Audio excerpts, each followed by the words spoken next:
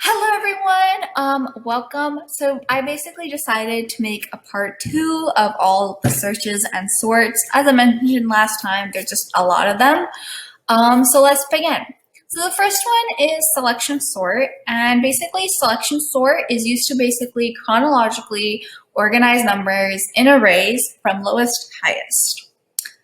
But during this process, two subarrays are created, so meaning that arrays in arrays, right? So maybe I'll actually write an array here.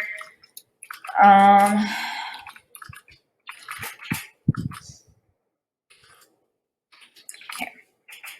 Right, this is an array and a subarray. An example of a subarray would be this, right? So it's an array in an array. But in selection sort, it's a little different, meaning sorted and unsorted. So which numbers have been placed in chronological order and which numbers have not been placed in chronological order. So I'll sort of go in more depth about it, and I'll actually do a little demo about that right now. And then we'll further talk about its time complexity. So here we have our array, and our goal is basically to sort our numbers lowest to highest. So let's take our array, 5 numbers, but our indexes would be 0 to 4, right? Because an array, your first number in an array would always start off with index 0, not index 1. But we basically would take our number and compare it to all the numbers. So obviously this is the highest number, but let's still go through the whole array. Is 70 lower than 23? Yes, it is. So obviously no, 70 can't be there. Is 70 lower than 12? Yep. So 12 is our lowest number. Is 12 lower than 44? No. But is 12 lower than 11? Yeah. So our lowest number is 11. So we want to swap this with 70, right? Because we want our first number to be the lowest. So these two would be swapped, 11 and 70. So now our array would look like this. R equals 11, 23, 12, 44, and 70. Okay. So that's our first, iteration. But then we do it with our first index. I messed up right there. First index. So we'll see, is 23 lower than 12? Yeah, it is. Is 12 lower than 44? Nope. Is 12 lower than 70? Nope. So we'll swap these two. Now we write that array again. R equals 11, 12, 23, 44, and 70. And now when we go through our array, we see that all these numbers are chronologically placed, so we don't have to do anything else. But basically, if I had another number, swapped or not in the right place, then I would still do this iteration again. So that's what I mean by subarrays sorted and unsorted. In the beginning, when we had done this iteration, this was part of the sorted subarray. Even though it was only one number, this was sorted, and all of this would be, unsorted. So that's what I mean by subarrays are created. Maybe if instead of 23, this was 44, then my subarray would have been 11 and 12. So now we're going to see selection sort in basically encoding in Java in particular. So before I get started, this is supposed to be a class. Yeah. But first off, we have int n equals r.length. So all that means is, okay, we want to know the length of this array, which is 5. Okay, cool. We can just put a 5, a little side note. Then we see a for loop, and int I equals 0 and n minus 1. N is our 5, so 5 minus 1 is 4. basically this loop will keep on iterating till it reaches 4. Once it's 4, just after 4, we do not want to look at this loop anymore. But we have that min IDX is 1. So right now our int is 0. So let's go to our index, and our index right now is 70. So our index is 0, which is 70. So our min IDX would be 70. Then we go through this loop. J equals I plus 1. So 0 plus 1 is 1. So that means, my mouse. Oh, I did. So our index 1 would be 23. And you would keep iterating that loop till j is always less than n. It's one thing. But you would see, is 23 less than 70? If that is true, then yeah, then your min IDX is not 70. It'd be 23 now. Then we have this little chunk, temp, and it's basically saying, okay, our min IDX 23, and our min IDX equals I. Right now, our I is 0. So what this is doing is this is making our 23 our first index. And then our I equals, your temp, 23. So what I just did is I ran through my numbers right now, this array, and we just looked at our first index. Then we made another loop to get our second index, and I saw, hey, is my second index less than my 0 index? And if you're like, yeah, it is. Okay, then make my first index to index 0. So that's what all this code is about. Then here, we're just printing the array. Again, our length is 5. So till less than 5, you just keep on running through the array and print out each number. That's what the I stands for, right? So I equals 0, you'd print out 70 with a space and a line. If it's 1, you'd print out 23 with a space and a line. If it's 2, 12 with space and a line. And I think you get that. Then here, remember earlier how I was talking about with the class, like selection. I forgot to write it about there, but this is what it's doing, object. And then you basically are writing your array, which you want it to be sorted. And then you write o.sort your R right here. And then you just print out sorted array, and then your array gets printed, right? It's sorted and then it's printed. So right now we printed both our unsorted array and sorted array as well. So this is just an example of how selection sort is used in both the concept of it and in Java, or coding particular. It's basically the same in every coding language, but with the syntax a little different. But now I want to mention time complexity. So you look at that time complexity and you're like, whoa, that's a lot, right? Because this is like N2. I'm sorry, my computer doesn't allow me to do like to the power of. But what I can see here, it's a lot. And the reason why it's a lot is because first, I have to go through all my elements in an array. And that takes the power of O, N. Then I have to swap them. And that takes another. So basically this is N. And whenever we multiply these together, then we get the time complexity of, O is big, N to the power of 2. Then, basically, that was pretty much it for selection sort. Then we have merge sort. And merge sort is basically a divide and conquer technique.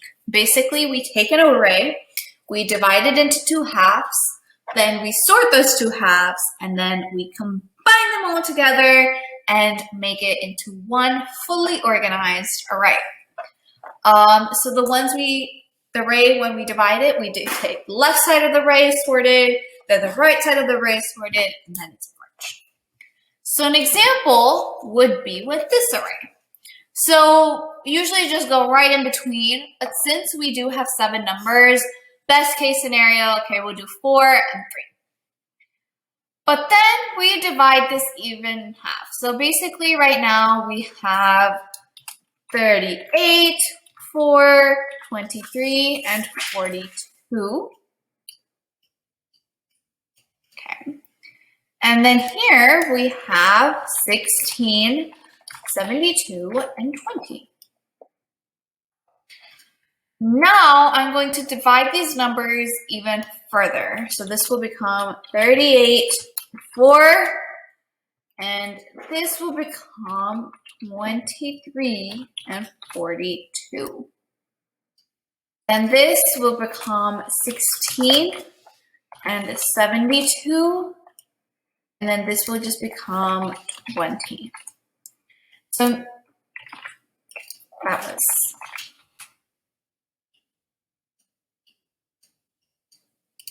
okay, I'm just going to leave it there because I can't move it.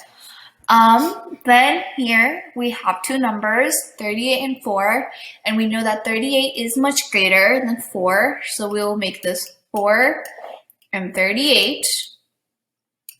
Then 23 is actually less than 42, so we can just write it as 23, 42. Now we'll take these numbers and try to arrange them. We know that 4 is less than all of them.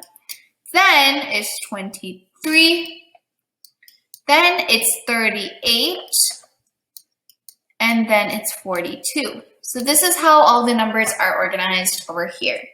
Then we do the same for the right side, right? Okay, 16, 72, 16 is less than 72, and then we have 20 here.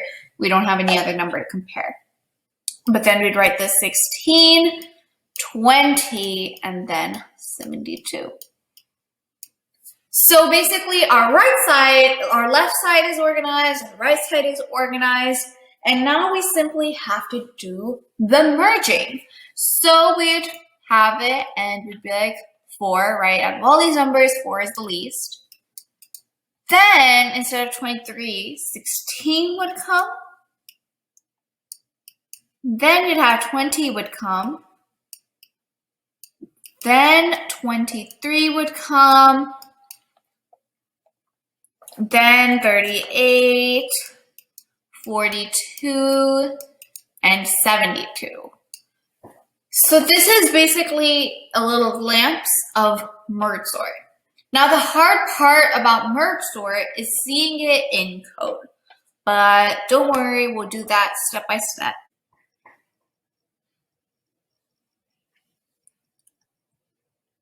Okay, so here's the code. So first off, I'm just going to break it into some sections to look at because I know it can be a mouthful. So here we have our class, and then this is our method name. First thing, I do want to talk about the parameters. So int r is basically how the number is being processed. L is basically representing your left side of the subarray. M is representing that midpoint, and R is representing your right side of your array. So int N1 is basically the size of your left subarray. So I'll just write that in, size of left subarray. Actually, I'll just hold on because it will take me longer. Then this is the same thing, but right subarray. Then here, we're basically just creating our left subarray and right subarray, and the variables which we determine the size are being put in these brackets, which are used in arrays to declare like the size of an array. Instead of like putting a number like 10 or something, we just put these 2 variables. Then we have these loops, and it's basically just taking information from your int array and is copying it, right? It's copying all the numbers from your left subarray, right subarray. It's creating those subarrays. Then here we have int I, don't know if you can see the I, and int j equals 0. So these are basically the numbers which are int I for your left subarray and j for your right subarray, right? These are those initial index. Then what is int k? This is your initial index for your merged sort. So now we're taking these numbers from the left subarray and the right subarray and we're combining them. So we have this while loop here, and it's saying as long as basically I is less than n1, right? I is less than the length of the array of the left subarray and j is smaller than the length of the right subarray, then keep on doing this. And then this is the if statement here and the else statement. Apologize again, I had to do it, but like try to fit it all in as much as I could. So basically this is saying if the left index, right, the number, so, you know, maybe I have 38 and 72. Remember, that's what I is trying to represent. If 38 is less than or equal to 72, then in the array, add the left one first, right? And that's what would happen in this case.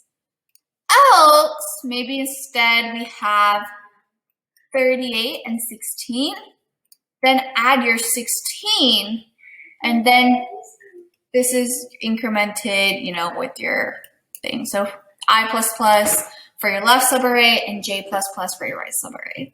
But k++ is always added no matter which one is added because that is for your merge.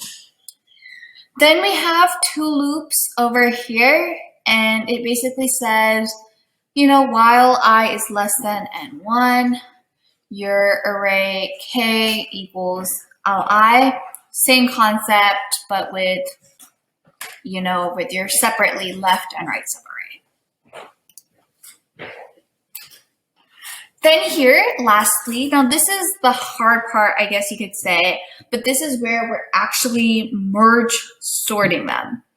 So here, now what we're doing is if left is less than right, here we find our midpoint, right? Remember, that's where int m comes from. So left plus right minus L divided by 2. That's how you find your midpoint. And what we would do is we'd sort our first left half, and then you would sort your right half. So here we have our array numbers, our left to middle. So this is sorting left to midpoint, and this is sorting the number after midpoint to right. So that's why we have mid plus 1. And then after those are all sorted, then here we merge it with all those 4 parameters we talked about earlier. Then here we have our last method, and it's basically just simply printing the array. You're saying, hey, here's my array length, right? Which in, you know, it depends maybe in this case, which was 7. And you would, till it reaches 7, you would print that every number with a space and a new line, similar to how selection sort. So that was pretty much it for today's video. And yeah, see y'all next week. Bye.